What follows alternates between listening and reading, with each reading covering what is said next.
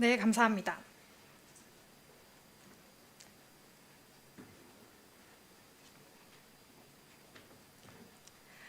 안녕하십니까. 금일 수브라마냠 자이샹카르 인도 외교장관의 국립외교원 공개 강연에 오신 귀빈 내외 여러분들께 다시 한번 감사의 말씀을 드립니다. Good afternoon, ladies and gentlemen. Once again, welcome to KNDA Public Address by His Excellency Subramaniam Jaishankar, External Affairs Minister of India. My name is Ji Soo-ok, a researcher at KNDA. To start off today's special event, I would like to invite the Chancellor of Korea National Diplomatic Academy, Park Cheol-hee, for his welcoming remarks. So please give him a big round of applause.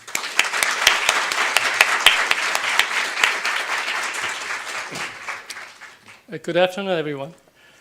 Dear Honorable External Affairs Minister of India, Dr. Jaishankar, distinguished guests, ladies and gentlemen. First of all, let me express our warmest welcome to India's External Affairs Minister Jaishankar, who graciously joined us as a distinguished guest speaker at the Korea National Diplomatic Academy today.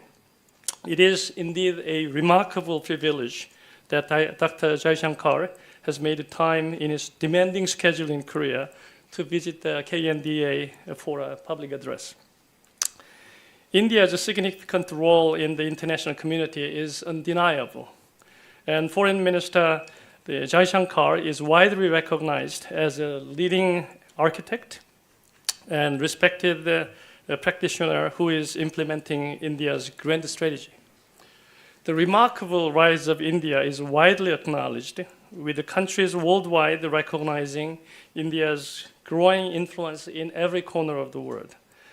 In its pursuit of becoming a global power, India hosted the G20 summit meeting in 2023. India is unquestionably a key member of the Quad alongside the United States, Japan, and Australia. The concept of a free, open, inclusive Indo-Pacific is founded on the conception that India stands as a crucial partner in addressing both regional and global issues. Additionally, India has formed a grouping known as the I2U2 with Israel, the United States, UAE, and India has joined initiatives such as IMEC, India, Middle East, Europe Economic Corridor. Not only does India participate as a member, but plays an active role in organizing the BRICS meeting as well. India is a member of the Shanghai Cooperation Organization. Moreover, acting as a bridge between global North and South, India is highly regarded by the countries in the global South as a very reliable partner for collaboration. Thus, due to the aforementioned reasons, I'm convinced that India's diplomatic endeavors are truly comprehensive, flexible, and wide-ranging. I particularly appreciate the conceptual differentiation proposed by the Foreign Minister Jaishankar, highlighting that India is a non-Western country, yet not anti-Western country. This enables India to maintain flexibility in foreign policy approach. I have a strong admiration for India's pragmatic way of managing external affairs rather than adhering rigidly to ideological preferences. Similar to India, the government of South Korean President Yoon Suk-yeol is also trying to overcome lingering assumptions and anxieties from the past.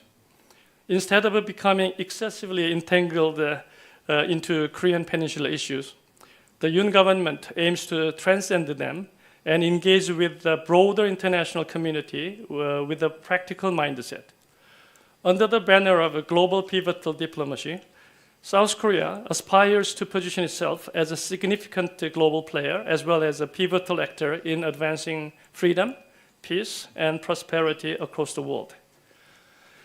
Under the previous administration, South Korea rejected the idea of joining the Indo-Pacific Initiative, opting instead to maintain strategic ambiguity. On the other hand, the Yoon government is exerting maximum efforts to align to promote a free, open, and inclusive Indo-Pacific. Also, The Yoon government is fully committed to making due contributions to the Global South, aimed at enhancing the quality of life, improving governance system, and facilitating capacity building for their people.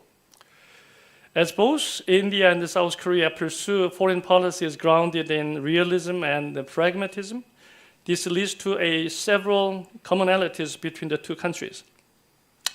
The shared diplomatic principles and directions between India and South Korea brings us together as close and friendly partner in addressing a broad spectrum of international and regional issues.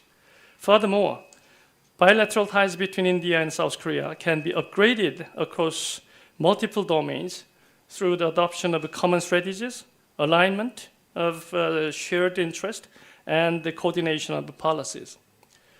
There is no doubt that the External Affairs Minister Jai Shankar consistently occupies a central role in India's grand strategic endeavors and the sophisticated diplomatic undertaking. Foreign Minister Jai Shankar is renowned not only as a strategic thinker and experienced architect of strategies, but also as a best-selling author and eloquent speaker on comprehensive international issues within the global diplomatic community. That is why I am genuinely delighted to have him here today at the KNDA. In a moment, the External Affairs Minister Jai Shankar will deliver a special public address titled Broadening Horizons, India-Korea Partnership in the Indo-Pacific. So without further ado, please welcome the Honorable External Affairs Minister of India, Dr. Jai Shankar. Please.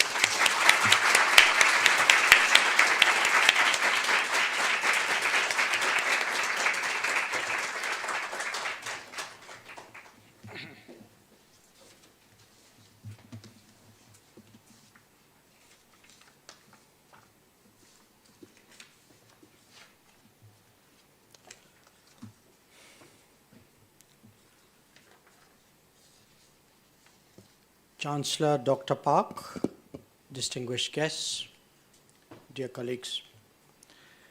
It's a great pleasure to speak to you today about India's partnership with the Republic of Korea, one that is acquiring greater salience in a more uncertain and volatile world. Our ties have been described as a special strategic partnership since 2015. This is not just a phrase, but an assessment to which we have tried to live up to since then. In different domains, cooperation has expanded and benefits are visible. Yet, this is also a time to introspect and strategize how we could be doing more by doing differently. The frequency and intensity of contacts is one way of judging any relationship. In recent years, Prime Minister Narendra Modi and President Yoon have met twice, as I did with my previous counterpart. Many of you would be aware that Prime Minister Modi has in fact been to the Republic of Korea himself twice, once in 2015 and once in 2019. Trade is another metric of judgment. And this today between us is roughly around the $25 billion plus minus level. Companies of both countries have made significant investments in the other. We note that your Economic Cooperation and Development Fund has committed to 2 significant infrastructure projects in India. The Sovereign Wealth Fund, KIC, has also opened an office in our country.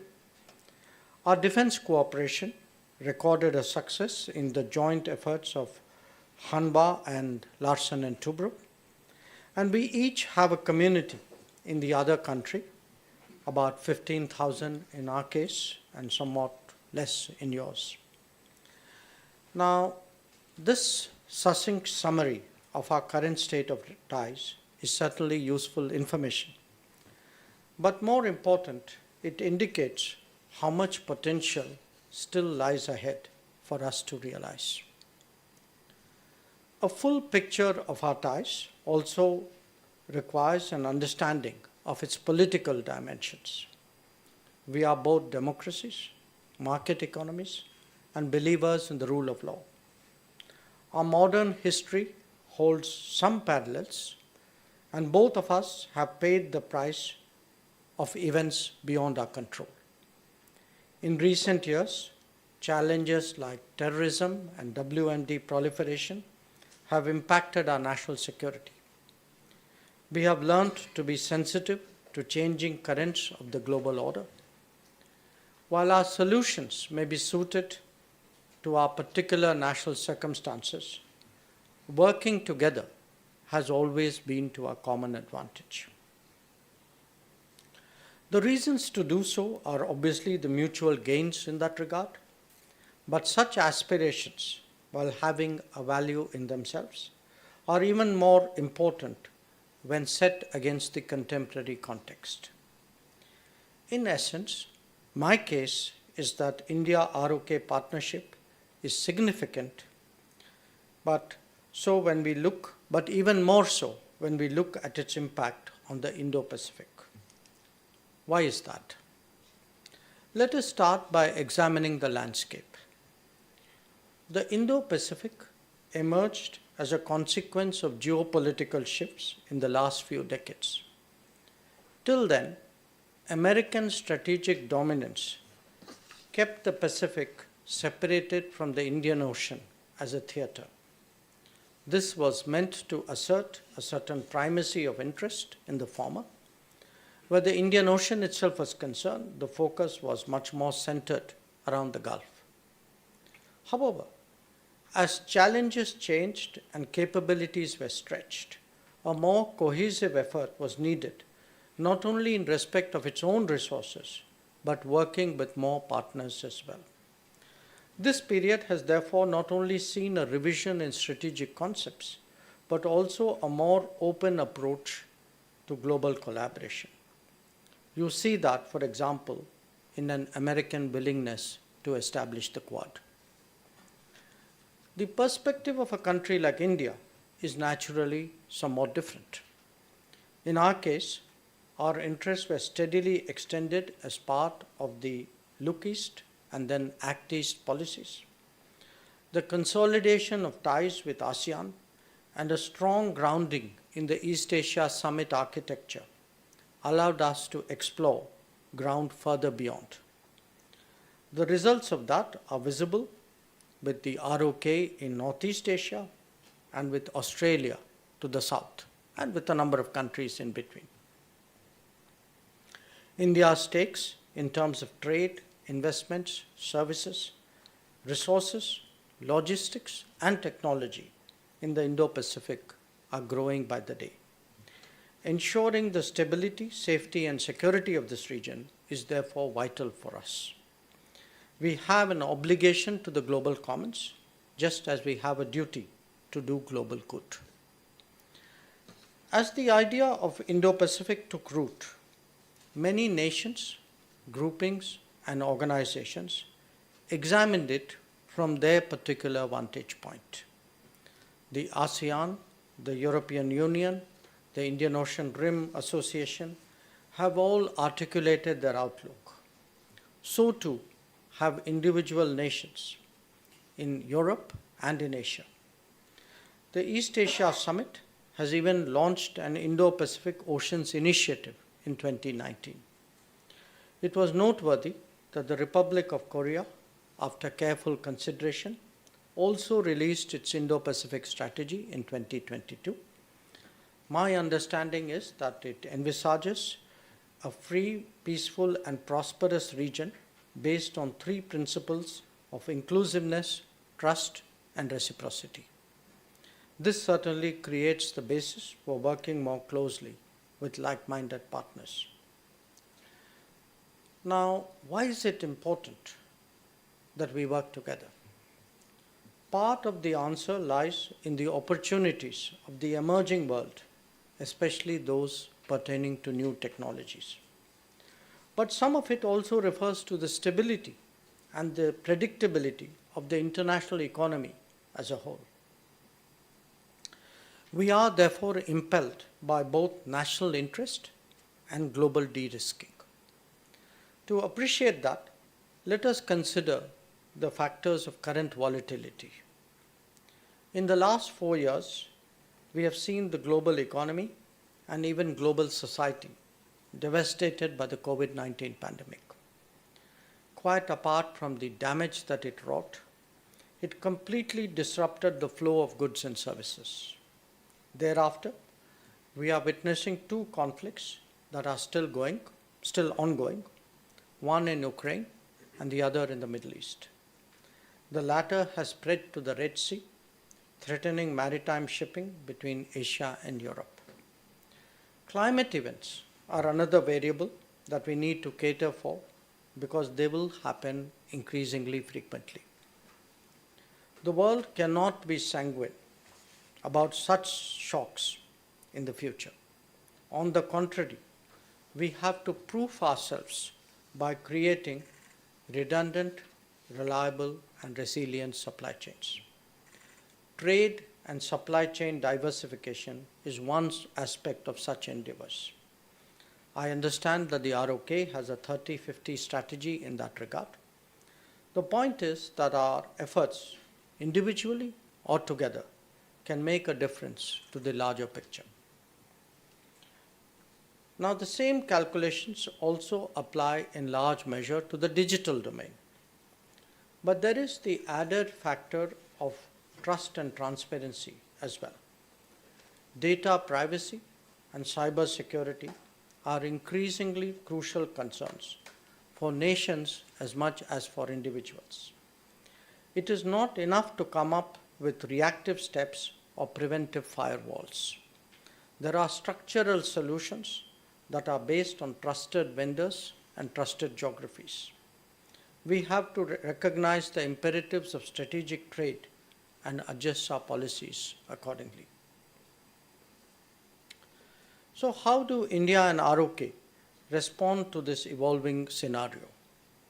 First of all, by recognizing that the world is moving towards greater national production and strategic autonomy. They may call it by various names in the US, in China, or in Europe, but believe me, the underlying commonality is very clear. Debates in this regard are sometimes confusing by painting extreme scenarios of decoupling. Don't let it cloud the reality that in certain critical areas, partnerships would now be forged with much greater caution than before. And many more capacities will be built at home. We are two countries who are politically and economically well aligned to do so. My second argument in this regard to changes underway in India.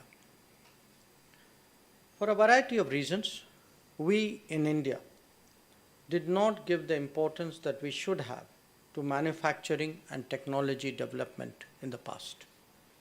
That started to change in 2014 with the Modi government and has gathered steam over a decade. It is supported by vast improvements in infrastructure, innovation, education, and skilling. This has now enabled us to embark on a Make in India initiative in various domains. Such collaborations would not only facilitate our partners' access to the Indian market, but also to use us as a platform for global production. In short, the growing efficiencies of India are on offer as an attraction to Korean businesses. This is certainly worth consideration if you look at the growth prospects of India. We have rebounded robustly from the COVID period and are on track to become the third largest economy in the next few years. Along with that, if you look at the innovations underway, the startup culture, the number of unicorns, there is a strong case here for greater focus and attention. All of us know that we are now entering the world of AI and chips, of battery and electric mobility, of space and drones, of clean and green tech. and of critical minerals and resources. Much of the world's strategic calculations revolve around these domains as they are perceived to provide the edge in the times to come. A common element of all of them, however, is human resources. Not just resources per se, but skills which are readily available in a prepared manner. The world is waking up to this challenge because this is also one of trusted talent in many areas. Already, we are seeing considerable delays in critical projects in different geographies on this account. Not coincidentally, we in India have been approached by many more OECD members with requests to conclude mobility partnerships. India, of course, has its own semiconductor mission, as it does initiatives in many other new and emerging technologies. Our expectation is that even within a few years, a very different, larger ecosystem will take shape in India in this regard. I'm sure that it will create more possibilities for collaboration between India and the Republic of Korea. Conversations about the international economy naturally focus on production, on consumption, and usually on technology. Here too, a recent addition to the agenda has been the importance of connectivity. This is relevant for two reasons. One, that new production and consumption centers are not always as optimally connected as their capacities justify. And two, because historical linkages have been effectively disrupted during the era of imperialism. As a result, the world faces the challenge of creating the new while reviving the old. Recent initiatives in this regard have naturally reflected the changed economic standing of global players. From India's viewpoint, it is essential that there is a lateral connect all the way from the Pacific to the Atlantic that passes through our country. This could well take shape when the IMEC, the India, Middle East, Europe Economic Corridor initiative, gathers pace to the west of India in the Gulf and beyond. And as the trilateral highway connects India all the way to the Vietnam coast. A very different but also intriguing possibility is the opening of the polar route from Asia to Europe. The Chennai-Vladivostok corridor is an effort to explore that option. As these and other corridors come into being, their logistics and mobility implications will be studied carefully. I believe that this too can have a beneficial impact on our bilateral cooperation. As two significant G20 members, India and ROK have a growing responsibility to actively contribute to the reshaping of the global order. The era when a few powers exercise disproportionate influence over that process is now behind us. Willy-nilly, it has become a more collaborative and broad-based endeavor. That multilateralism has also stalled, and being replaced in good measure by plurilateralism is a factor as well. Issues like countering terrorism or WMD proliferation, or indeed ensuring maritime safety and security, do matter fundamentally to us. We have also seen opportunity in initiatives like the Indo-Pacific Economic Framework or the Mineral Security Partnership. In crucial domains like digital delivery or clean energy, our national efforts have points of convergence. Let me add here that even as we seek to strengthen our bilateral ties, there are a number of international initiatives in which our shared participation would certainly contribute to the bilateral facet of our relationship as well. If I were to give some examples for ROK as an important trading country, maritime security is a very, very vital concern. We in India host a fusion center, which is built as a result of a number of white shipping agreements with different partners, where you actually have a common operative picture across the entire Indian Ocean. Similarly, ROK's participation in an initiative like the Indo-Pacific Oceans Initiative, which looks at a range of oceanic issues from ecology and environment to transport and science and technology, would, I think, be a very valuable addition. Or if I could refer to a completely different domain, as a country which has been very active on climate issues, for ROK to make its presence felt at the International Solar Alliance, which India had proposed along with a few countries at COP21, which today has more than 100 members, I think would be a very positive development.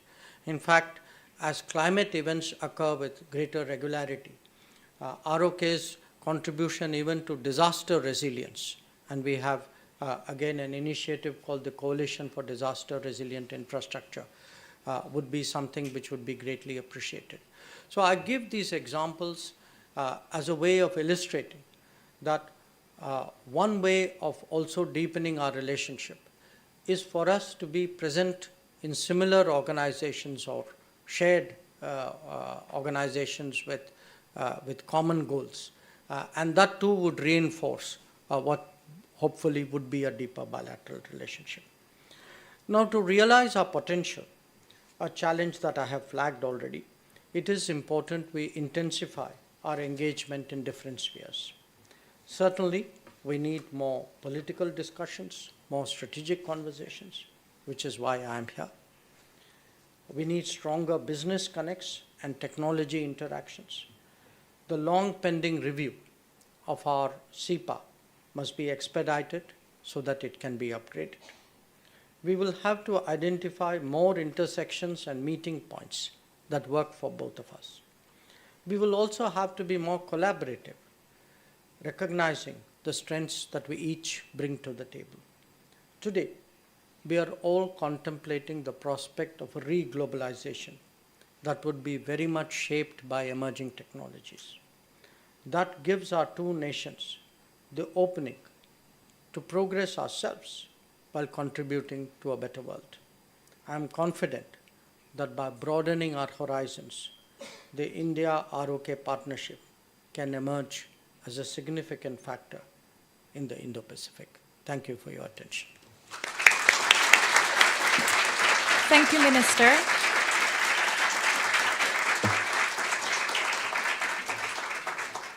Now, we will proceed to the discussion and Q&A session. And I would like to invite Chancellor Park to take the floor.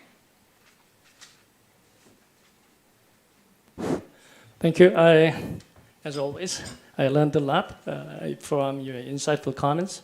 And then I'm very much impressed by your speech, especially you touched upon more of non-traditional security issues, including economic security and cyber security and others. Also talked more about, of course, today's topic is more about the bilateral enhancement of the relationship, but touching upon all the regional and global issues, which is a kind of opening a new horizon between the two countries.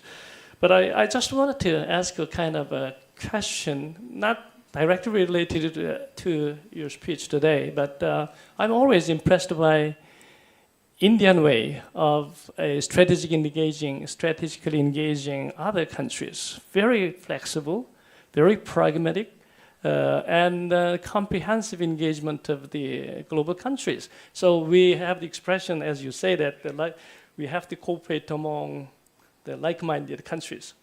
But we in the world, we have some countries of different minded countries. But still, if I look at the Indian practice, you have a very flexible engagement of not only the United States and Western countries, but also the Russia and then the Global South and then the Southeast Asian countries and Middle East. So what is the secret? How can you manage all this, the diplomatic affairs very flexibly like that?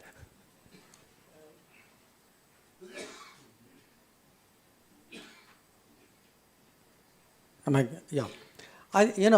First of all, thank you once again, Chancellor, for the opportunity to speak here. So, your question, if we are all more inclined to work with like-minded countries, how do you work with so many more? I think if you like the world, you have more like-minded countries. So we like the world. We look at different parts of the world, and I think the natural instinct for us is to find something common there. you know. So there would be parts of the world where, and each one is one facet of our personality or our character. So there would be countries, let us say, where being a democracy, being a market economy would be a connection. There would be countries where in a post-colonial world, having gone through a colonial experience, let us say with a large part of the global south, would be a connection. There would be countries where there might be something in our history. You can apply this to regions, let us say in Central Asia or the Gulf. There would be cases where we actually might, over a period of time, we have built habits of cooperation because our interests have harmonized over a period of time. So think of it in a way like a person, a country like a person. If you want to have the optimal existence, you want to be on good terms with as many countries. Ideally, they say the best diplomacy is a zero problem situation. Now, in real life, nobody gets a zero problem outcome.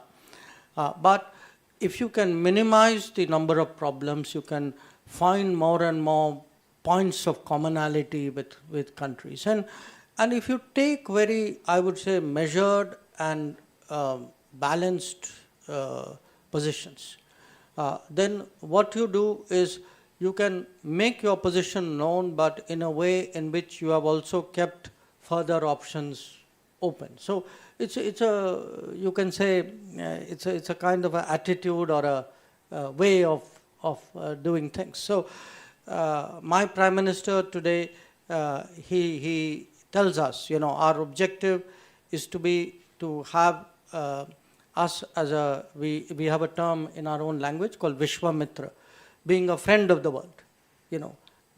Make as many relationships and even friendships as possible. In real life, it works, let me tell you. You talked about the importance of maritime security in the Indo-Pacific.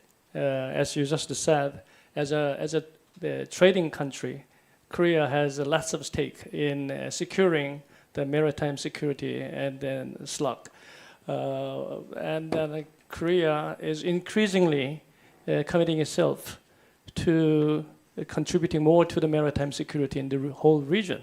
But as you have said that, is there any part that you wanted to expect that the Korea play some more role in terms of the Indo-Pacific Ocean Initiative or the general maritime security issues? I would put it this way. I would certainly flag, which I did today and which I'll be doing again tomorrow with my counterpart, why it would be useful for India and Korea to cooperate more closely in maritime security, both bilaterally as well as in some agreed formats. And I'll give you an example. Today we have a threat to shipping in the Red Sea and in the Gulf of Aden. Okay, my country has deployed 12 warships in that region. We've been very active in providing cover and courage to shipping there. We've had cases where ships have been taken over by pirates and the Indian Navy has boarded it and rescued it in a way. Or ships have been hit, tankers have been hit by missiles or drones, and in some cases, our people have actually gone and put out fires, brought the ship to port. Now, this is possible because while we have our 12 ships, there are many other navies operating there. Okay. And we have a mechanism today for a kind of a coordination so that people not just don't get in each other's way, but they can optimize the result, because the problem we face is a common problem. So my case would be to our Korean partners that getting into arrangements where there's a common picture, where, because none of us will have the resources to actually ensure security and safety beyond a point. We are all going to be able to take one piece of the problem, one situation, one set of concerns and address it. If we want the entire region, the Indo-Pacific, all the way from your shores to our shores and beyond to be safe, then we are better off pooling and working together. Now, two proposals here which might be of interest, I think, to our Korean partners. One is we actually operate a fusion center outside Delhi, where a number of countries have deputed officers. Information from white shipping agreements from a large number of countries come in. These are integrated in a common operating picture, and everybody gets the benefit of it. Now, we today get a similar benefit from something like that in Bahrain, where we have deputed an officer. A second example I gave was this initiative we had called the Indo-Pacific Oceans Initiative, because there are different aspects to the ocean that we need to be careful about. There is a problem of IUU fishing, there's environmental issues, there's plastics, there are transportation connectivity issues. Now, this Oceans Initiative, we tabled it 4 or 5 years ago at the EAS Summit. It actually involves 8 different streams. We've requested countries, could be members of EAS, could be outside, saying, please take the lead and, let's share best practices, let us find ways of understanding each other's concerns. Because what has happened is, the era when there was some master organization in the world and we all plugged in and said, here are my concerns, please give me solution, that's over. We need more self-help groups in a way. The self-help groups won't be universal. So that's where the like-minded comes in. Here, certainly for us to India and ROK to work together in more such formats. I mean, even our relationship will get the benefit of working together. Whenever I've looked at a group of which we've been a member, I can tell you our bilateral relationship has improved, also as a result of being a member of that group. Wonderful. In that regard, I fully agree with you about your point that ultimately human resources are very much important in enhancing all the collaborative projects between us. And when you talk about the human resources in 2 countries, we have excellent people. When I was studying in the United States, all the very good students in the medical school, and mathematics and chemical engineering were Indian students. And the Koreans are doing very well. So and then you talk about the human resources and mobility program. Do you have any specific sector you have in mind? Well, of course, we have to increase all the sectors. But for example, when you talk about the human exchange between Korea and the United States, why don't you focus on the STEM, the science and technology, engineering, and mathematics? So that's the kind of priority than other areas. So when you talk about human resources exchange and then the mobility program between India and South Korea, do you have some sector in mind, or is it general practice? No. I mean, let's look at today factors of production. What can slow down growth? What can hamper technology development? Definitely, human resources is one factor. The reason for it is very simple. It is that global demographics is very uneven. Now, I think different societies and economies are going through their particular versions of it. And the paradox is that with prosperity, naturally the demographic challenges grow. I mean, this happens to all of us. It's beginning in some ways to also express itself in India. Now, when I look around the world, this is sort of not so much a Korean point as a global point. There are three broad categories where we see demand. One, at the highest level, if you look at talent, the skills, the STEM, and a country which has benefited perhaps most of all in this regard is the US. The US through the H-1 visa scheme actually was able to get a lot of STEM talent from many countries, but most of all from India. And this has been very, very critical to the competitiveness and to the technological advancement of the United States. Now, this was more an American issue, but is now becoming more a global issue.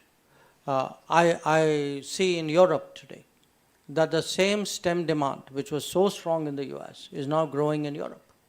So in the last year, we have actually concluded a lot of mobility agreements with countries like Germany, Austria, Italy, Portugal, France, UK, mainly because of that, I would say, demand-supply gap there. A second is in the service sector. That there are many services today which require at the end of the day, human interventions. And the trained personnel are simply not there. This is particularly true of the medical and healthcare field. A third is actually the blue-collar segment, that there are many industries, construction. We've just concluded an agreement with Malaysia, which is largely focused on the construction industry in Malaysia. Again, if one looks at the Gulf, you can see category 2 and category 3. But now increasingly, as the Gulf is looking at non-fossil alternatives, even category 1, that these are there in very, very large numbers. So in India, in a way, we are today preparing our own people for the global workplace. When COVID happened, it was actually, even for us, surprising. It was a discovery of how many Indians were living and working abroad, because in many cases we had to bring them back. Even I would say, within probably the first year, we brought back, I think, more than 7 million people who were living and working abroad at that time. The idea that today employment is essentially within your national boundaries. I think as technology changes, as this demand supply, the demographic technology mismatch is there. If we are to find a collective solution, my sense is mobility agreements are a very important answer to that. Thank you. I cannot monopolize Minister Jai Shankar, so I will open the floor. Even though time is limited, I can collect a couple of questions, and then, I will give a chance to the junior diplomats first, because as the Chancellor of the Academy, I wanted to give the privilege of asking the question first to the junior diplomats. Okay, Tabin, you have a question?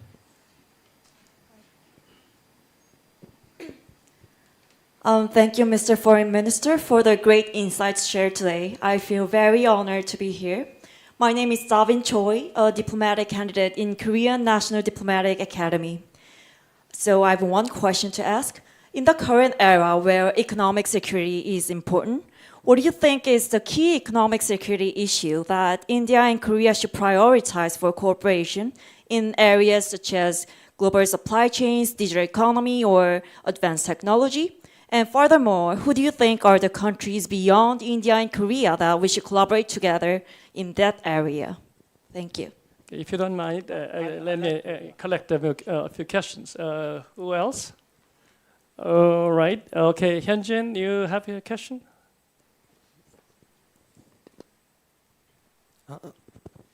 Thank you. My name is Hyunjin Kim. I am a diplomatic candidate in the Korean National Diplomatic Academy. I appreciate your insightful lecture, Mr. External Affairs Minister. I have a question regarding India's foreign policy. You mentioned once that India's foreign policy is a delicate act of keeping multiple balls in the air without letting any of them drop. This seems to be an excellent metaphor for India's approach to issue-based alliance in diplomacy. Given the current global uncertainties with challenges like COVID-19 and various disputes, do you believe India should continue its traditional approach of loose alliance in diplomacy? Or do you think India should strive to form strong alliance to enhance its international standing? Thank you. Okay, let me give final chance to Professor Han, who contributed a lot to the betterment of the relationship between Korea and India. So I cannot, please.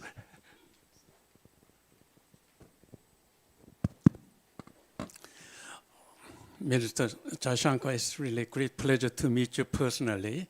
I have been involved chairing the Korea-India Strategic Dialogue from 2010 through 2021 until Foreign Minister Yoon Jong-un take over. I have the three specific questions. First, just one. Well, okay, you emphasize the strategic importance of the supply chain diversity, and I understand that in 2022, India, Australia, Japan worked out a supply chain resilience initiative. My question is that Korea is also very much eager to diversify our supply chain network. So I think Korea is perfect candidate to join, the initiative. Or can Korea join that initiative? If so, under what conditions? Okay. And just one more question. Micron technology received half of the incentive from the Indian federal and the state government, amounting, I think, to 70% of total investment cost. My question is, if Samsung or SK are interested in investing in India in semiconductor area, can both companies receive the similar incentive as the Indian government provided to Micron technology? Just for curiosity, what was your third question? Okay. In a way, I think the first question and this question have something in common. What do we really need for economic security? I think it depends on the country. It depends on the situation. I want you to think back of the COVID period. Okay. What did the COVID period teach all of us?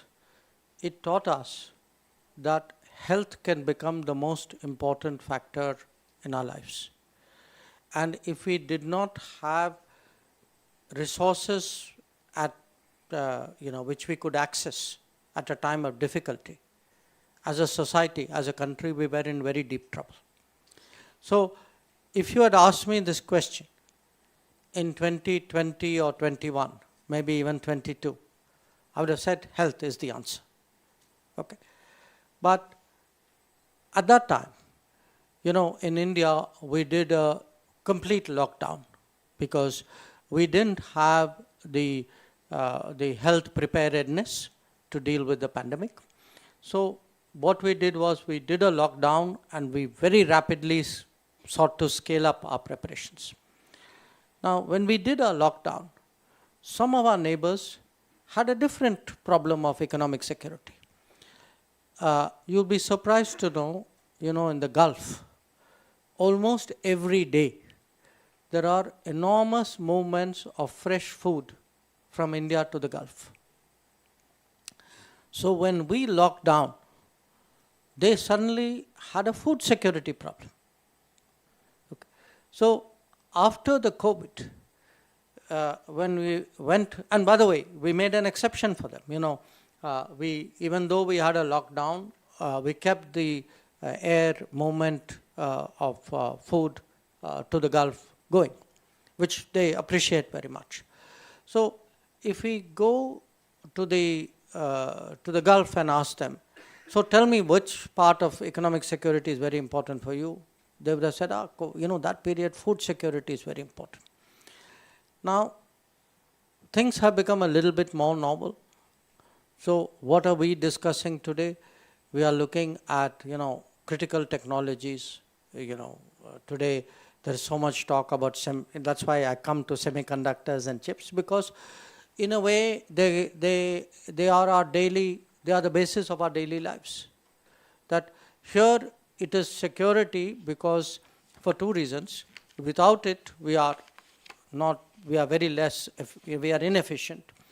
And we have put so much of ourselves onto those platforms that has also become part of security.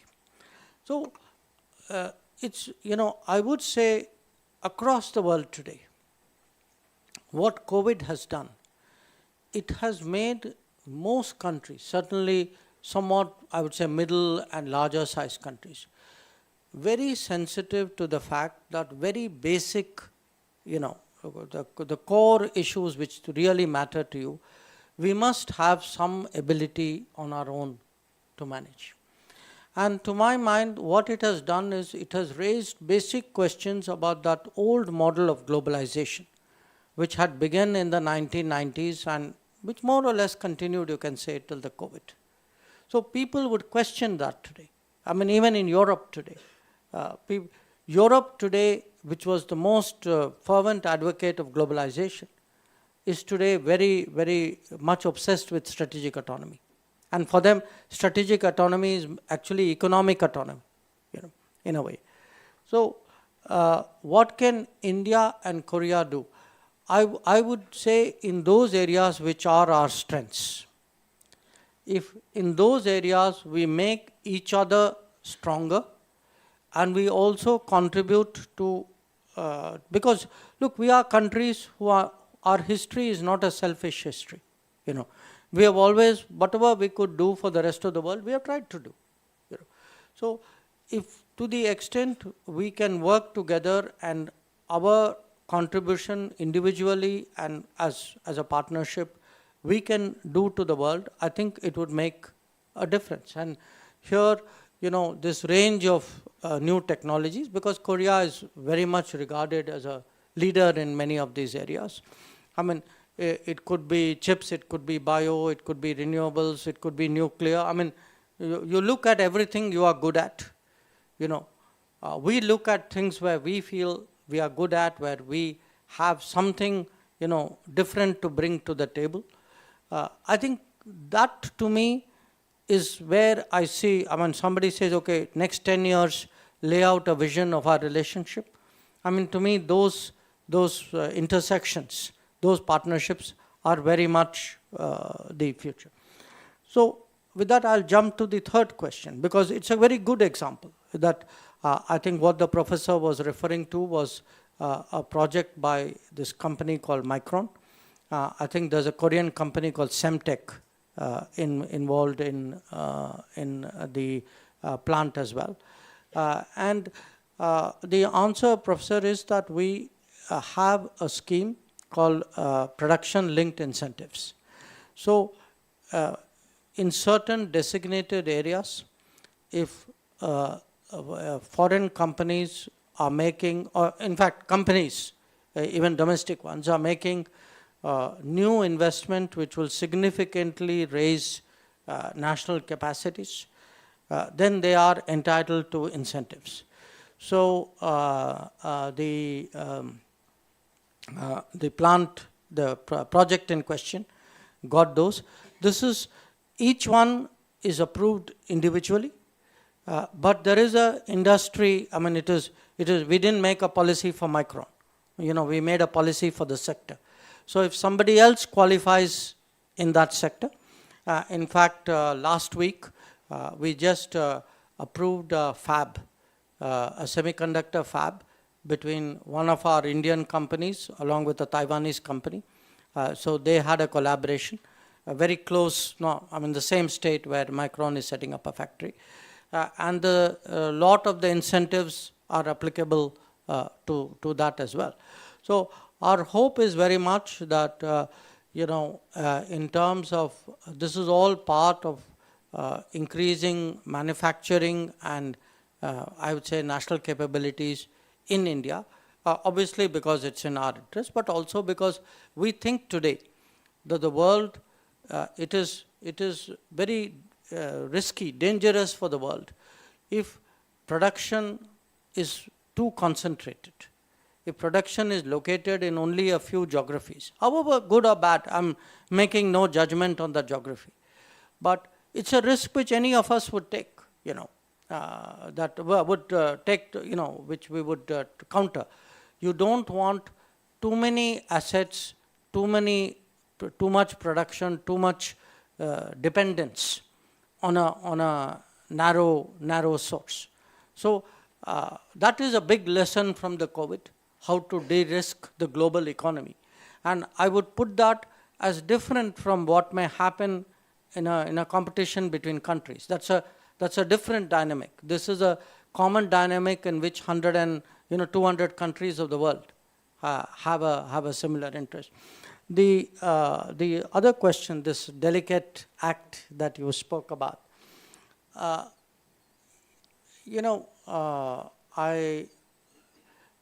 mean, in a way, for us, it is something we have grown up over the years doing. We were doing it more defensively before. We are doing it more confidently. So it's like, walking on a trapeze, so the trapeze was here, the trapeze is here, now the trapeze is there. But if the more you do it, in a way, the more skilled you are at it.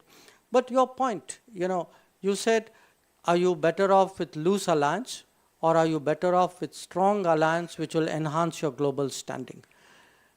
I don't agree that strong alliances enhance global standing and loose alliances detract. On the contrary, I'll give you an example. Take the G20. Okay? At the beginning of our presidency of the G20, people were actually worried whether we will be able to get an agreement at the end of it all. And we had two problems. One was the Ukraine conflict and the Western countries and Russia issue. The other was a development issue, that a lot of the global south had concerns and whether the developed countries would agree to it. Now the fact that as I said, we have different tied to one group. I think it would have been difficult to get the 20 to actually come around. So we do see today India in many ways as playing a very useful role, as a kind of a bridging country which is able to contribute, address problems.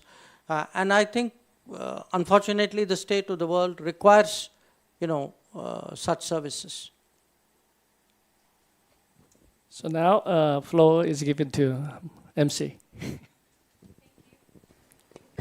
Once again, thank you, Minister and Chancellor, and also our audience for your great remarks and questions. 그럼 마지막으로 신봉길 외교협회장이시자 전 주 인도 대사님께서 감사 말씀을 전달해 주시겠습니다. Now, we would like to welcome Ambassador Shin Bong-gil, a current president of the Korean Council of Foreign Relations and former Korean ambassador to India, for his vote of thanks. So please give him a big round of applause.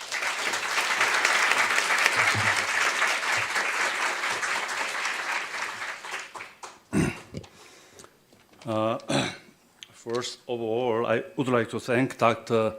Jaishankar for delivering such an insightful speech on India-Korea partnership in the Indo-Pacific. Dr.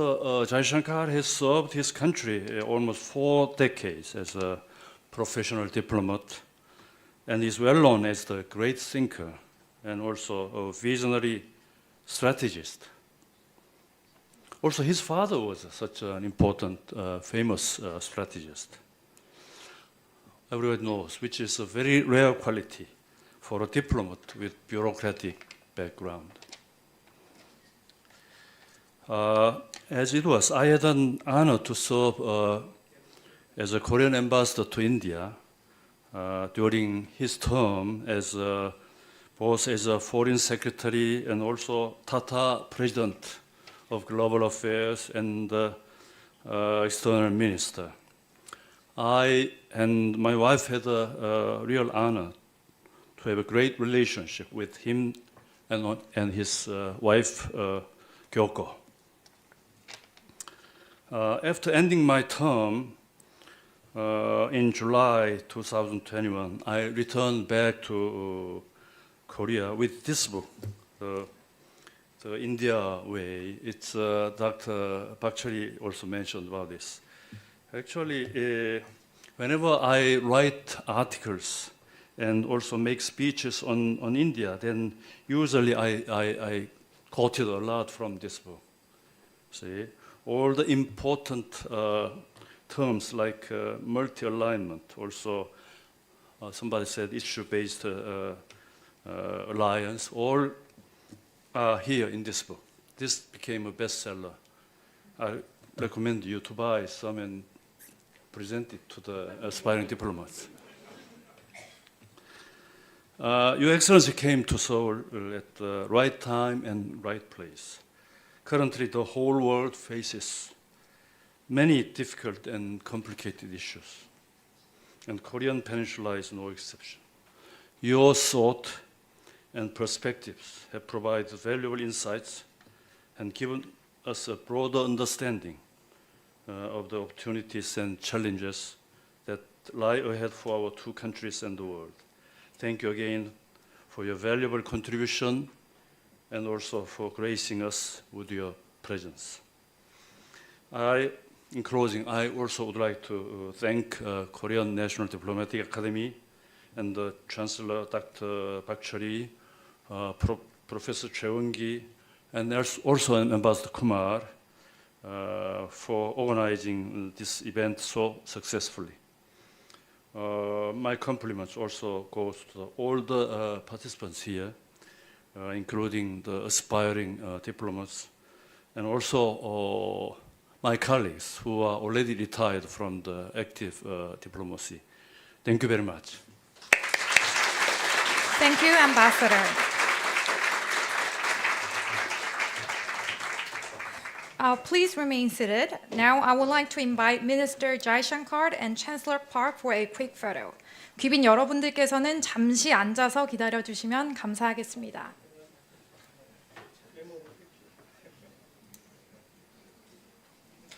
We kindly ask all invited guests to please remain seated until the minister leaves the venue. Please give them a big round of applause.